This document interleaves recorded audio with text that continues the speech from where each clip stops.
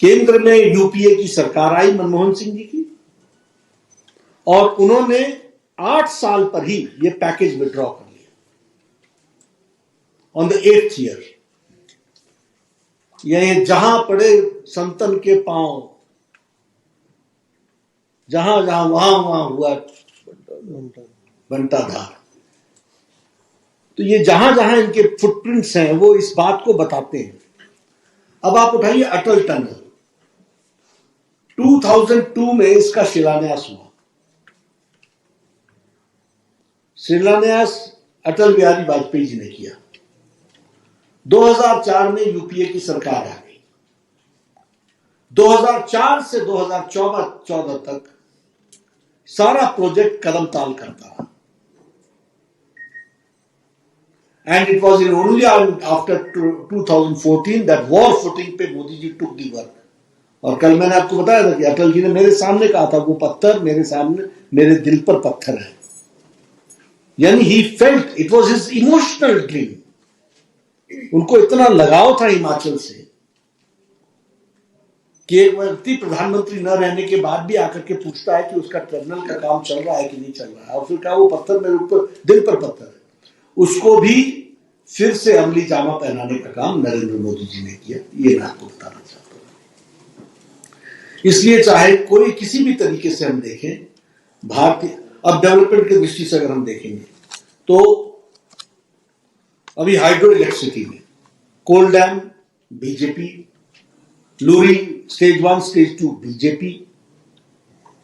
अगर हम hydro electricity की दृष्टि से देखें, अभी 27 दिसंबर को 2001 को 11,000 करोड़ का मेगावाट, 11,000 मेगावाट्स का रेणुका जी बांध परियोजना, Luhri hydro power project, Dhaula Siddhi project और स्वाडा कुड्डू प्रोजेक्ट, ये सारे प्रोजेक्ट को का शिलान्यास करने का काम और उसके लिए फाइनेंस देने का काम किसने किया? भारतीय जनता पार्टी की सरकार ने। अगर हम बात करें 4 लेन का, तो उसमें भी परवाणु शिमला हो, चाहे शिमला धर्मशाला हो, या फिर हमारा कीरतपुर मंडी मनाली हो, ये प्रोजेक्ट्स कब इनिशिएट हुए? बीजेपी रिजिम में हुए, केंद्र सरकार ने किए और पूरी ताकत से इस पर काम चल रहा है। अगर हम रोपवे की बात करें तो कोटी रोहतांग रोपवे की भी जो अनाउंसमेंट कब हुई है? बीजेपी की सरकार में हुई है। आपको यह भी मालूम होगा कि यूपीए के टाइम में प्रधानमंत्री ग्राम सड़क योजना स्क्वीज कर दी गई थी, और अब मोदी जी के टाइम पर 250 की बस्ती को भी हम लोगों ने प्रधानमंत्री ग्राम सड़क योजना के उसमें लिया है फॉर हिली स्टेट्स, क्योंकि हमारे गांव ही छोटे होते हैं, वो गांव के डेफिनेशन में नहीं आते थे, तो उनको भी लेने का काम हमारी सरकार ने किया। AIIMS, all India institute of medical sciences एक 393 करोड़ का बन रहा है, और एम्स 1400 करोड़ का बन रहा है। 2022 के जून तक तैयार हो जाएगा। आदरणीय मोदी जी उसके उद्घाटन के लिए आएंगे। तो ऐसे प्रोजेक्ट्स जो हैं वो इस बात को स्पष्ट बताते हैं, और हम इस बात से भली भांति परिचित हैं कि हिमाचल का विकास कोई करेगा तो वह कमल का फूल भारतीय जनता पार्टी करेगी, और इसकी मेन स्ट्रीमिंग भी करेगी तो भारतीय जनता पार्टी करेगी। अब हम डबल इंजन की सरकार की बात करते हैं। अगर हमने आयुष्मान भारत दिया और उसमें लाभार्थियों की संख्या अगर 1,25,000 है, तो मुख्यमंत्री केयर योजना के तहत 5,40,000 लोगों को आपने जोड़ने का प्रयास किया है, फैमिलीज को। यानी कोई भी स्कीम को, अब देखिए आप, हम इसलिए मैं इसकी कीमत जानता हूं कि एक कैंसर के पेशेंट को, एक हार्ट की बाईपास सर्जरी कराने के लिए मुख्यमंत्री के पास चिट्ठी लिख करके, रिक्वेस्ट करके थक जाते थे, तब जाकर के काम होता था।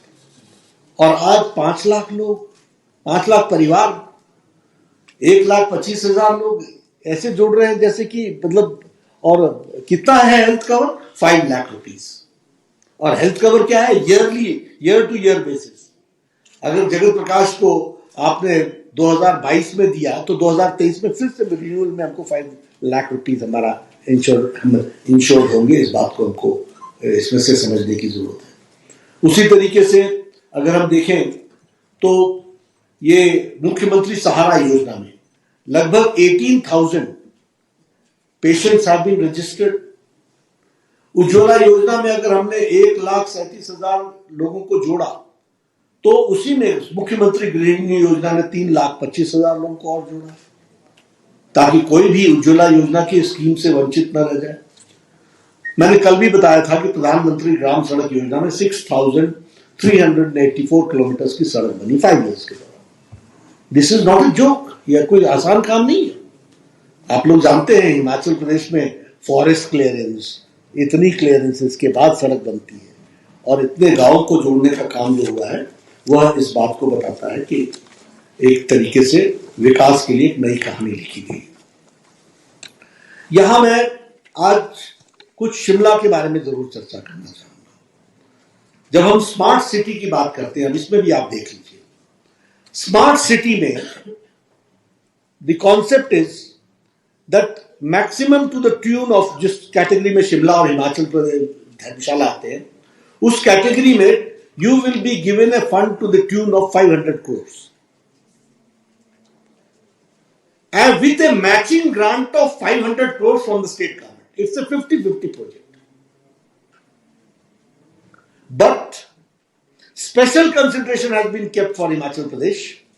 500 from the government of India and only 50 from government of Himachal Pradesh. 90-10 के रेशियो को रखा है। ये डबल इंजन की सरकार है। ये हमसे कई बार लोग पूछते हैं क्या है डबल इंजन। ये है डबल इंजन। आपका वर्कलोड कम कर रहे हैं और आपको पैसा ज्यादा दे रहे हैं। आपको डेवलपमेंट के लिए उसको जोड़ा जा रहा है। अब देखिए वाटर सप्लाई स्कीम, सतलज से पानी उठाएंगे और शिमला के लिए 2050 तक के लिए पानी की व्यवस्था की जाएगी 70 लीटर्स पर डे पर व्यक्ति के हिसाब से। और ये 1,813 करोड़ रुपए खर्च होंगे, जिसमें वर्ल्ड बैंक का 180 मिलियन है।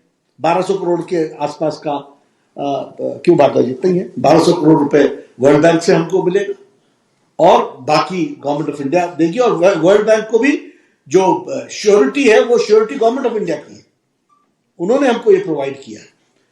तो अब ये इससे बड़ा तोहफा शिमला के लिए केंद्र सरकार और हिमाचल सरकार शिमला के लोगों के लिए क्या दे सकती है। वाटर 2050 तक की उसको करने का काम किया है।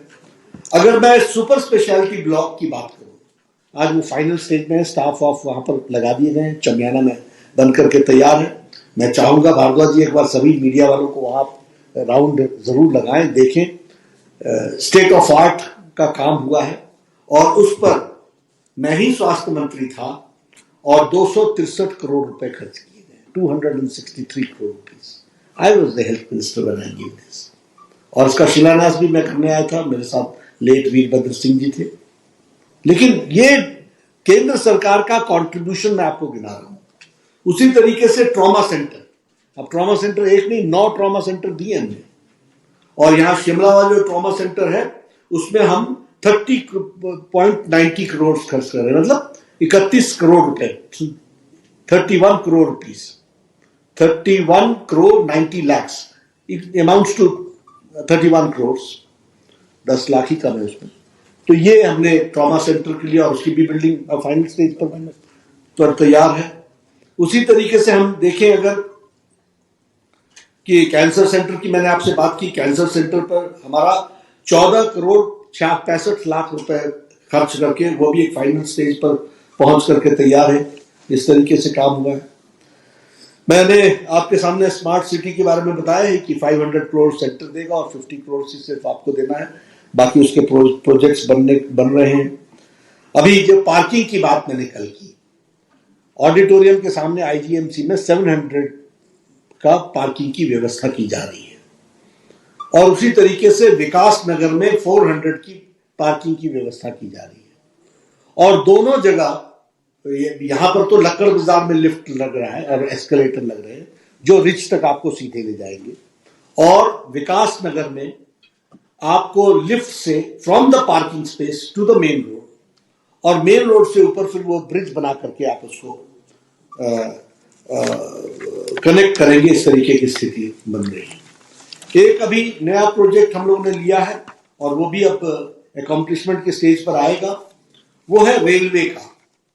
ये जो रेलवे स्टेशन है इसके ऊपर प्लेटफॉर्म बनेगा और ये डक्ट में चला जाएगा, रेलवे स्टेशन सारा डक्ट में, और इसको हम चौड़ा करेंगे, इसको पूरा का पूरा करेंगे, और विधानसभा से फ्लाईओवर विक्ट्री टनल तक भी बनेगा।